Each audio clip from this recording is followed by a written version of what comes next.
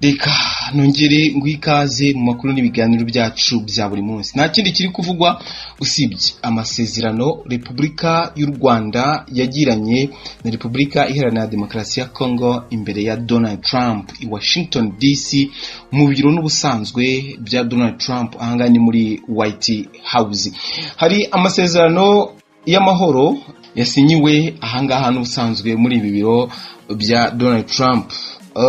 N'amasezerano by'umwihariko yo kugarura amahoro muri Repubulika Iharanira Demokarasi ya Congo ariko asinywa hagati y'u Rwanda na Repubulika Iharanira Demokarasi ya Congo. Si ibyo ngiye kugarukaho by'umwihariko kuko abenshi mwabibonye mu bitangazamakuru bitandukanye, ahubwo ngiye kugaruka ku yandi makuru yabikurikiye cyangwa abivugwaho uretse ko n'aya masezerano turayagarukaho, aho Ububiligi na Ukraine, ubwo Perezida wa Ukraine Zelensky hari icyo yavuze kuri aya masezerano ndetse ashima u Rwanda na RDC, ndetse na Macron yahise atangaza ko nawe agiye gushaka uburyo yahuza Perezida Kagame na Tshisekedi mu nama y'igitaraganya, ubwo ashobora kuba wenda agiye kubikora ku mpamvu z'uko Trump nawe yateye iyi ntambwe. Benshi bakavuga yuko iki gikorwa Trump nakigeraho azaba atsinze igitego gikomeye cyane ko yewe yanahabwa n'igihembo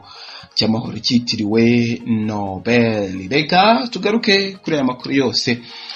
Manzi, mbere yuko tujya mu Bufaransa kwa Emmanuel Macron, reka tubanze duhere mu Bubiligi ndetse no muri Ukraine kwa Zelensky. Uyu nawe ariko ntabwo yorohewe.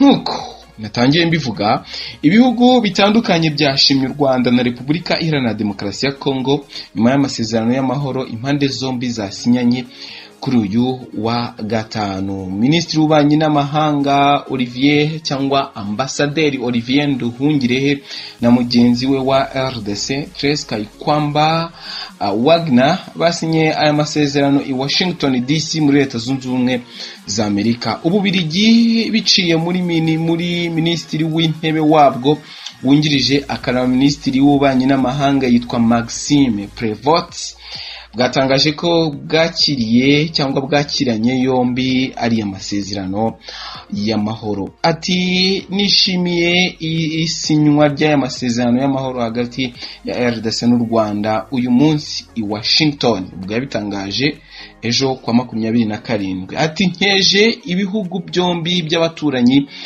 kubw'umuhate wo guhitamo inzira y'amahoro.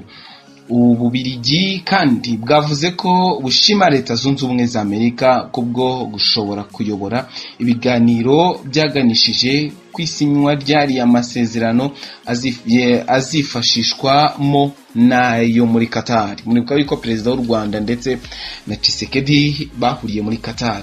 Iki gihugu u Rwanda rumaze igihe rudacana cyangwa rucanya umubano, nacyo kivuga ko umusingi w'ibiganiro cyangwa umusingi wa biriya biganiro ibihugu byombi byayobotse wubakiye ku biganiro bya Rwanda byatangijwe n'umuryango wa Afurika yunze ubumwe. Ku bwa Prévost, ishyirwa mu bikorwa by'ibyiyemejwe ni ingenzi cyane kukuba akarere k'ibiyaga bigari kera kabaye kagera ku mahoro arambye. Yunzemo ati Ububiligi buzakomeza gukora ubudacogora kandi mu buryo bwubaka mu kugera kuri iyi ntego, bufatanyije n'abafatanyabikorwa mpuzamahanga nabo mu karere.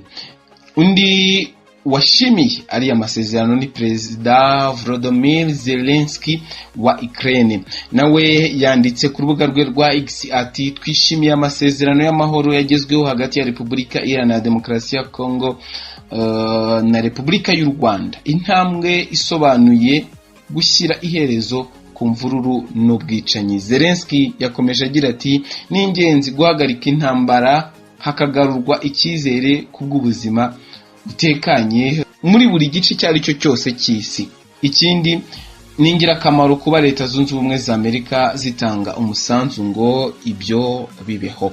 Zelensky kandi yavuze ko yizeye ko ubuhuza bwa Washington bushobora kuzashyira iherezo ku ntambara igihugu cye kimazemo imyaka 4 kirwanamo n'Uburusiya. Uyu mugabo yanakuriye yishyira.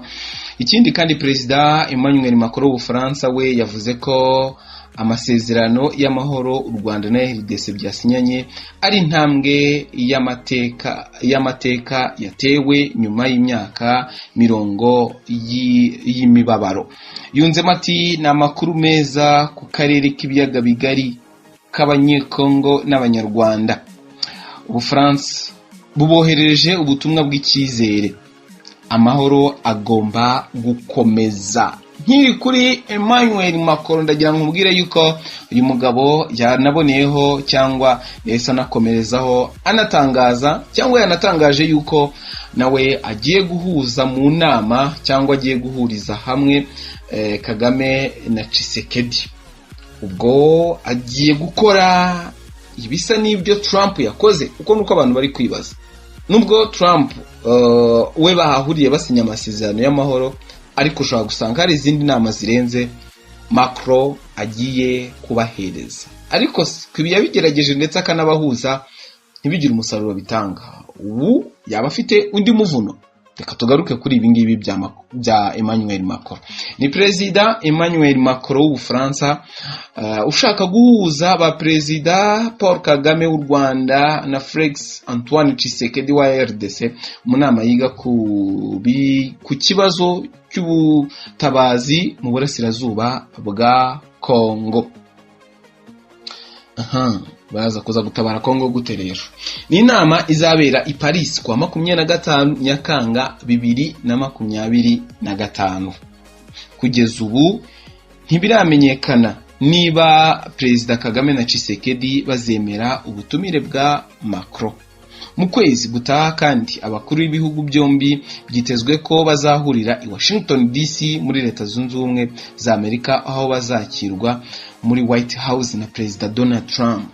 Nkibutsa yuko na Donald Trump yakiriye bano ba minisitiri w'ububanyi n'amahanga barimo uw'u Rwanda ndetse n'uwa Repubulika Iharanira Demokarasi ya Kongo bakimara gusinyira amasezerano. Rero kuva muri 2021 umubano w'u Rwanda na RDC wabaye mubi kubera intambara ingabo za kiriya gihugu zirwanamo n'umutwe wa M23. Kinshasa rero ishinze u Rwanda kuba ari rwo rushyigikiye uriya mutwe kuri ubu ugenzuye ibice bitandukanye by'intara Kivu y'Amajyaruguru n'iy'Amajyepfo, ibyo u Rwanda ruhakana kenshi cyane. Ariko amasezerano yarasinywe yashyiriweho umukono muri Leta Zunze Ubumwe za Amerika. Ni ibiganiro byari bimaze igihe n'amasezerano byitezwe ko ashobora gushyira iherezo ku mwuka mubi umaze imyaka hafi 4. Ese ibya amasezerano waba wabikurikiranye ngo wumve uko byifashe? Ibya amasezerano waba wamenye ibyo ari byo, wamenye ingingo nyamukuru zigiye zikubiye muri aya masezerano? Reka tubikurikirane mu yindi nkuru yacu tugiye kukugezaho. Deja tayari yagezeho, dusure kuri YouTube channel yacu urahita uyibona, by'umwihariko tumaze kuyigutangariza muri description y'iyi nkuru. Urebe hasi no hasi muri comment turaza kuza kuyipiningaho, uyisure urebe by'umwihariko ibigarukwa ku masezerano cyangwa zimwe mu ngingo nkuru z'amasezerano yasinyiwe i Washington DC. Ibintu bya bitegerejwe n'abantu benshi batandukanye, abaraye Abanyekongo ndetse n'Abanyarwanda muri rusange. Ndabakunda cyane, iteka mbanje hano kugira ngo twiganirire turebere hamwe iby'amakuru aba agezweho. By'umwihariko ese aya masezerano cyangwa ubuhuza bukomeje gukorwa hagati y'u Rwanda na Repubulika Iharanira Demokarasi ya Kongo hari umusaruro biraza kuza gutanga, cyane ko kuba ibihugu bifitanye umwuka mubi abakomeza kubihomberamo cyane ari abaturage, yaba ari ibigendanye n'ubuhahirane cyangwa ku bigendanye n'abakomeza kuhaburira ubuzima. Kabutegereze turebe, ariko reka twizere igisubizo cyiza cyane, kuko buri ruhande cyangwa buri muntu aba yizeye yuko agomba kugira amahoro kugira ngo hagire ibigenda neza. Kandi iyo umuturanyi wawe afite amahoro, nawe uba ufite amahoro, kandi twese turabaturanye, turabakunda cyane. Katubatunga